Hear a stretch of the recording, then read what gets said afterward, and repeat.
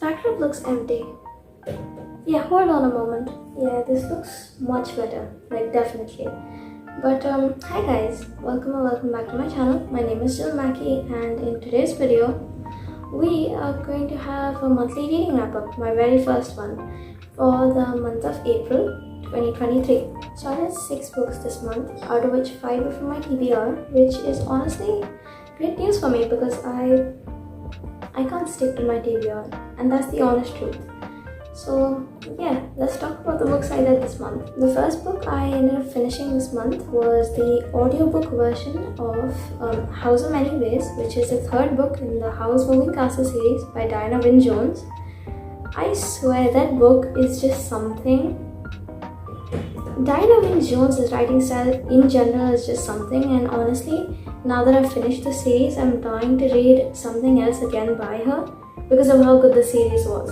So about the book itself, it's the 3rd book in the series, like I said, and it basically speaks about this character, Charmaine, whose uncle is actually a wizard, and he's sick. So she's supposed to go and house sit for him while he is getting cured by the elf. So she goes over to take care of the house, although she's not a witch herself and she does not possess any magical powers. And there's an apprentice kid who also ends up coming. It's a huge story, you're gonna have to read it. But in general, there's like this problem in the kingdom. Money, specifically in the king's treasury, seems to be just evaporating and vanishing with the years. So it's basically about the main character Charmaine solving that. Along with, we have outside help, and that is Sophie and Howl from the 1st book, which that was fun, seeing the characters. Seeing Calcium with that fire demon again was also really fun, but the book wasn't exactly a huge punch in my face, or it didn't exactly live up to House Moving Castle, so I gave it 4 stars, but it's still not bad because I really enjoyed reading it, I really enjoyed listening to it, and I finished it in like 3 days, or maybe 2.5 I believe. So the series in general for me is like a 5-star, but or maybe even 6-star series. But this book specifically, the last one, it's a 4 for me, unfortunately. And though it didn't live up to the 1st and 2nd book, I really don't mind rereading the entire series again, and maybe this time doing it on like a physical copy so I can like start annotating them, seeing the nuances in the stories in general, because that would be fun. So the 2nd book I read this month was Play No More by Natalie in a Corner. Yeah, I think that's her Insta ID. And she's also called Baby in a Corner on Wattpad. That's where the book is from. It's the 2nd book in the Fair Next Door series, and this was another 4 stars for me, which we started off this month with a bang because I had a couple of really good reads. So this book basically picks off from where we left off in the 1st book, which Luke and Millie, the 2 main characters, are finally starting to develop things. And in the book, the 2nd one, it picks off from where we were left. Like I said, we basically go into their school life and them navigating problems and troubles in the relation. But the mystery aspect in the story, so I don't think the video I'm filming for reading these 2 books is going to be out by the time you're watching this specific video. But in the case that it isn't, I'm just going to give you a gist about the story, the first one in general. It's about Luke and Millie, an unlikely pair, but they get together despite the circumstances. And there's a blackmailer, and he's trying to like separate them. So we end off on book 1 without knowing the identity of the blackmailer and who it might be, but book 2 picks off trying to solve the mystery of the blackmailer, which unfortunately it does not get solved. Again, Natalie, if you're watching this video, please solve the goddamn mystery, okay? I'm actually dying. It's been literally a month at this point because I'm filming this video a couple of days into the month of May, and I'm pretty sure I finished a couple of days in the month of April. I loved your book. It's just, I need to know what happens next. The 3rd book isn't out yet. There's no news if she's going to continue writing it, so that's very unfortunate. You can still go ahead and read it because of how good the writing style is, but the mystery aspect doesn't get solved, so that's all you need to know. The book does discuss them dealing with their problems of like being together and just not being able to adapt and just coexist in general. It also talks about Millie's own problems with her family and family struggle, family drama. There's a bit of high school involved, high school stories. It's fun, alright? If I said the first book made me feel summer, even though I was reading in the month of December while Christmas, the second book, now that I finished it during the beginning of the summer months, this book gave me winter because it was set during winter. That was perfect. The setting, the atmosphere of this book is just very well written. But yeah, definitely check it out. Check out the whole series. If the third book is out, definitely read that too. I'm waiting. I'll be pining for that book. I don't care. And yeah, just pray to God, cross your fingers for me that it is out. So hopefully I can start reading it when it is, because I really need to know what happens next. Now we have a book, the only book actually that I read this month, which was off my TBR. It wasn't already on the set TBR, and that is Sad Cypress by Agatha Christie, our favorite queen. So our school has this policy wherein we're supposed to be reading a specific amount of pages like every term. I don't understand why they do it, because it just makes kids hate reading more in general. But anyway, from the selection for the month, I ended up going for this one because it's Agatha Christie. We know it's gonna be good, and boy, was the story good. So it basically starts off with a few characters, like any other starts off with. I'm just saying something that's groundbreaking right now, and you guys have to pretend like it is. But yeah, it starts off with, so there's the girl, Eleanor. I forgot her aunt's name. What was she called? Okay, yeah, she's called Aunt Laura. But anyway, at the beginning of the book, Eleanor, who is our main female lead, she's seen receiving this anonymous letter telling her that her really rich aunt, Aunt Laura, is falling sick, and the person who is writing this anonymous letter is a well-wisher of Eleanor's and is speaking in her favor and asking her to go down and visit Aunt Laura, just in the unlikely chance that she might actually pass away because of her sickness.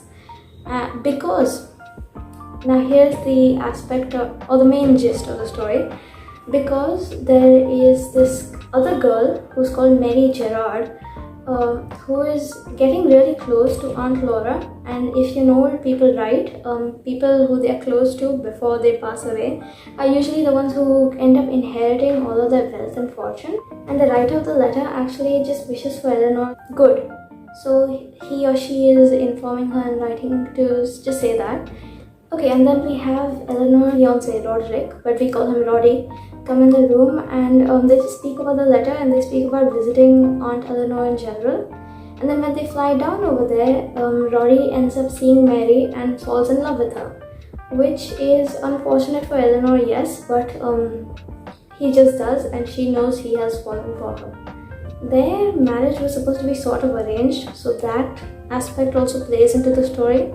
But anyway, a few days later, their aunt passes away because of her disease, her sickness striking again. She dies in a state, so all her money goes to the next of her kin, which is Eleanor, because Roddy is actually her husband's, he's her husband's someone's son, one of his husband's siblings' son. So he's not exactly next in her bloodline, but Eleanor gets the money in a week or a couple of weeks' time. Mary Gerard is found dead as well. And the people in the town actually start suspecting Eleanor for having killed Mary, because they all know that her engagement with Roddy was broken off after their aunt's death, just because he fell in love with Mary. So now she is suspected and she's being tried for the case of murdering Mary. And we are told throughout the book that she is not guilty. So we follow Poirot, our favorite detective, go along the entire case, its details, with the doctor who was treating Aunt Laura for her sickness, and we follow both of them, like go through the details of the case. And the book, it's broken up into 3 different parts. Okay, so the first part is like the story before, I'm not really sure, I think it's like the aunt or Mary's death. The second is just a bit of the continuation, and like the third is the trial, the court case. And yeah, I had to give this one a 4 stars as well, because honestly, if this wasn't a Christie book, I don't think I would be rating it this high, but it is. And the end, it shocked me as always. I guessed a bit of it, Not all of it, unfortunately, because I'm not smart enough. I don't think anyone is. But it was good. It was pretty good. If you want to start off with Agatha Christie, maybe you could read this book as your first book because it was pretty good. Yeah. The only thing is that the cover, the one that's available online for me to buy, was different from the one I had physically in my hand while I was reading, from the one I borrowed from the school library, which unfortunately was a bit of a letdown when I realized it, because the cover online is so pretty. I might actually have to buy the book just because of how pretty the cover is.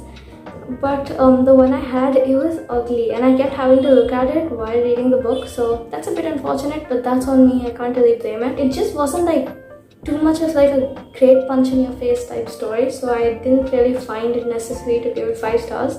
But again, the writing style, the humor, the sarcasm, the jokes, immaculate. It was everything because it was Agatha Christie, and we stand that queen. We do. And now proceeding back to the books that are on my TBR, or were on my TBR for the previous month that I finished reading, we have Boy Parts by Eliza Clark. This cover, it's ugly. I think I've already said it like a million times to every single person who's been listening to me talk in real life. But I'm sorry, I'm gonna have to say it again. The cover is ugly. But the story, it starts off with Irina, who is so she photographs random men on the street, or at least she asks for consent, and then they come over and she photographs them as her business. And yeah, that's basically it. I don't know what else I can say. So she actually has this friend, Flo, who was her roommate back in college. And one day, randomly, Flo ends up telling her about this dude, Eddie from Tesco. Or at least when you figure it out, they call him, or they refer to him as Eddie from Tesco. And suddenly Irina's obsessed with trying to get him to get these photos done. And the story basically is mostly just, I don't know.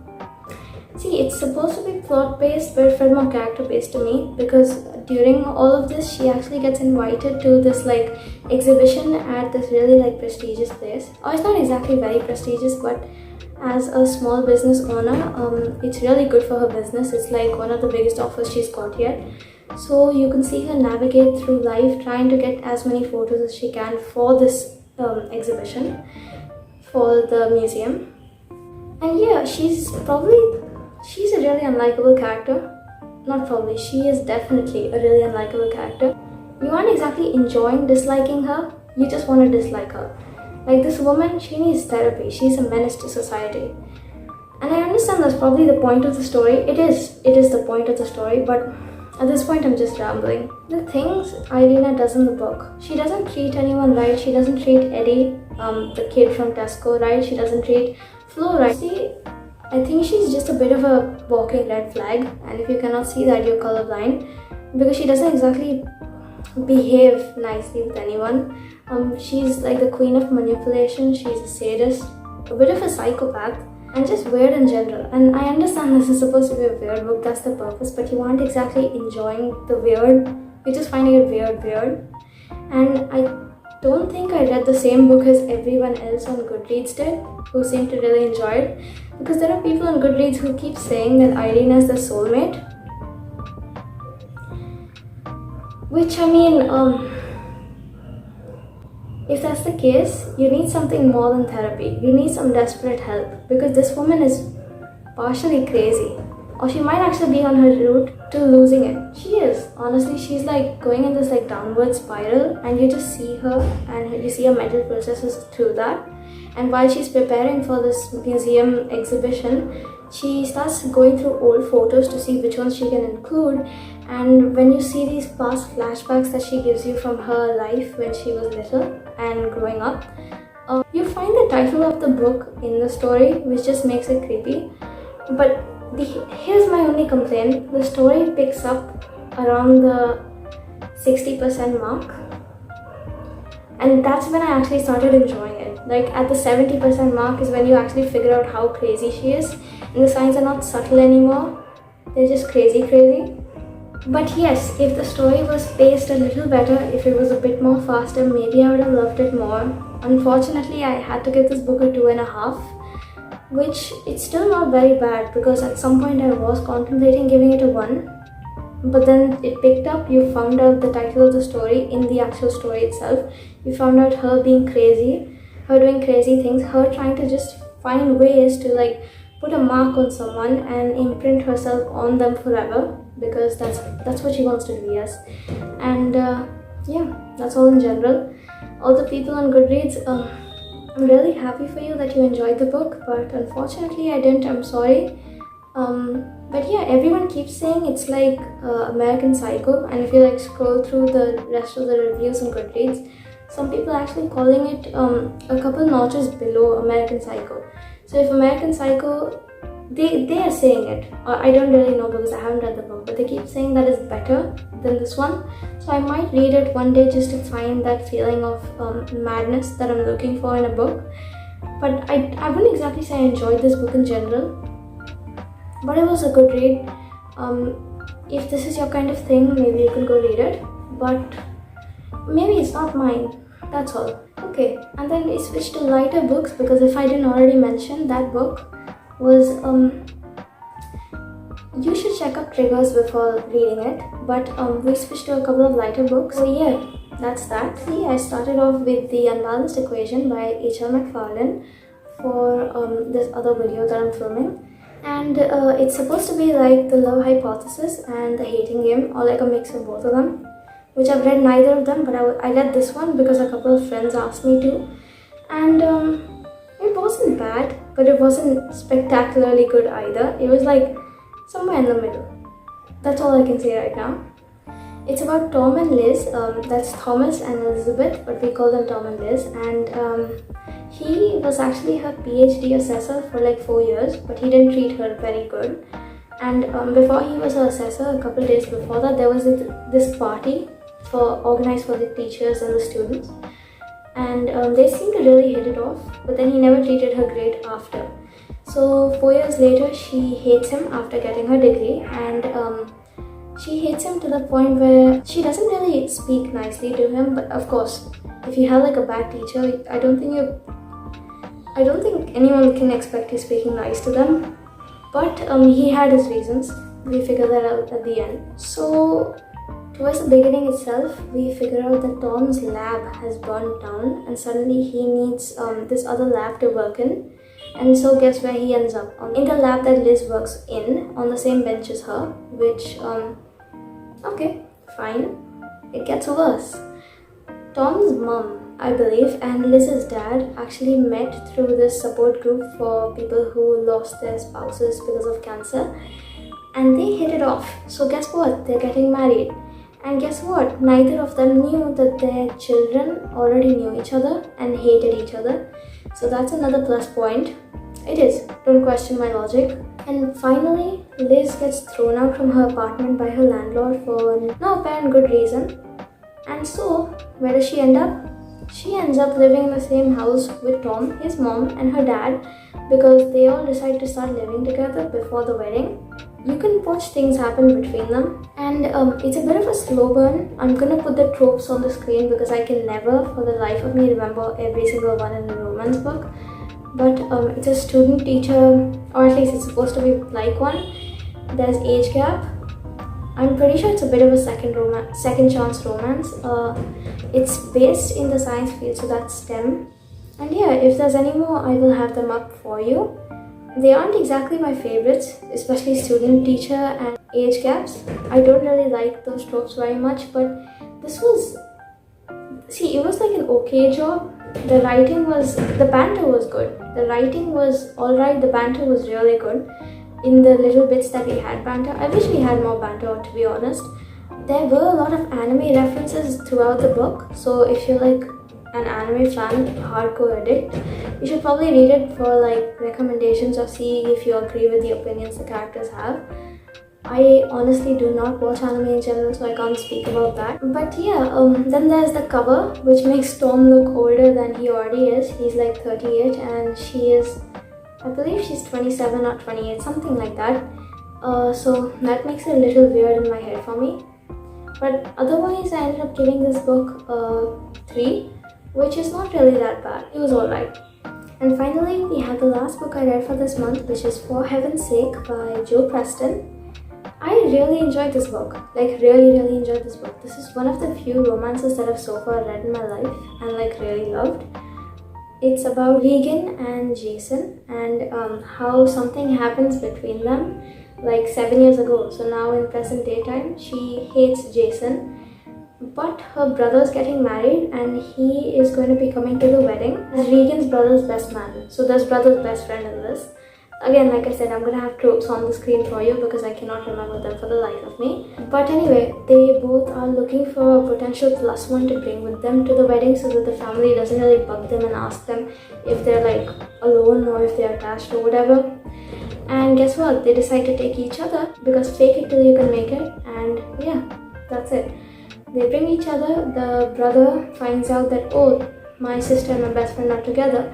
So guess what? The brother and his soon-to-be wife end up renting out this like cottage or this newlyweds cottage for these two. So that's close proximity, and they end up in the same room together, and things start to happen like every other romance book. The third act conflict in this book, and I don't think I mentioned it, but in the previous one, Unbalanced Equation, could have been done better. It was miscommunication throughout both books, and from beginning to end, mind you. So I'm not even ruining anything for you at this point. I don't feel bad. But otherwise, in general, this book specifically was really good. Banter was really good. There was this one bit wherein Jason and Regan's brother, so that's Carter, was speaking so passionately about someone they seem to have lost. So in your head, you start to like develop this image of like a friend that they seem to have had who passed away unfortunately, and how they are like mourning his or her death. And then guess what? You realize it's a slice of bread. The humor is really good. From this little scene, maybe you can make out the gist of it. The main character Regan, she's relatable. She hates iguanas, lizards, whatever. She loves coffee. She's tried crocheting and failed at it, which that was me a couple years ago, but now I do it, so I'm happy. And she reads rom-coms, so that's fun. She's got a good sense of humor, that really matters. Like I said, banter is good. You could read it if you want to. I honestly regret not carrying this with me to the beach to read or like on my vacation as I am right now, because I think I would have specifically enjoyed it for it. But yeah, I finished this book and I think I'm sitting on a rating right now. I can't make up my mind whether I want to rate it 3.5 or 3.75 stars, which that seems oddly specific, but one seems too low and one seems too high, and I don't really want to be unjust, you know what I mean? So about the last 3 books on the TBR set for the month, which were The Neighbor Favor, the one I was really excited for, Lessons in Chemistry, a really girl boss-ish book, and The Borrowers. Lessons in Chemistry, I did end up starting the audiobook version of it, but like I said in the video that I'm filming for that, I have stopped listening to the audiobook and I'm just waiting on the physical copy to arrive, because this is a book I know I need to own in my life, and I think I just know from the beginning that if it continues this way, I'm gonna have to give it 5 stars and I'm gonna be forced to annotate it and mark what I love about it. So I need a physical copy, and that's just what I'm waiting for. And I think I'll finish it this month, hopefully. The Neighbor Favor, I have started it. Like I said, I was excited, which I still am. I'm enjoying it. There's a bit of information dumping going on right now at the point I am at, so I haven't been able to finish it this month. But again, this was one of my best reading months in the year so far, so I'm still proud of how many I've read, along with school and work in general, and just balancing life. And finally, I don't really have an excuse for not having read Borrowers, so hopefully I will read it this month. We will see. I will make a TBR video in the next couple of days and have it up for you guys to watch after this one. And in the meantime, maybe you can watch the rest of the videos on my channel. But I'll see you guys soon. I'll see you guys next time. And in the meantime, maybe you can just do the YouTube things, like, comment, subscribe. Click the bell for updates on whenever I post. And I'll see you guys hopefully in my next video. Bye!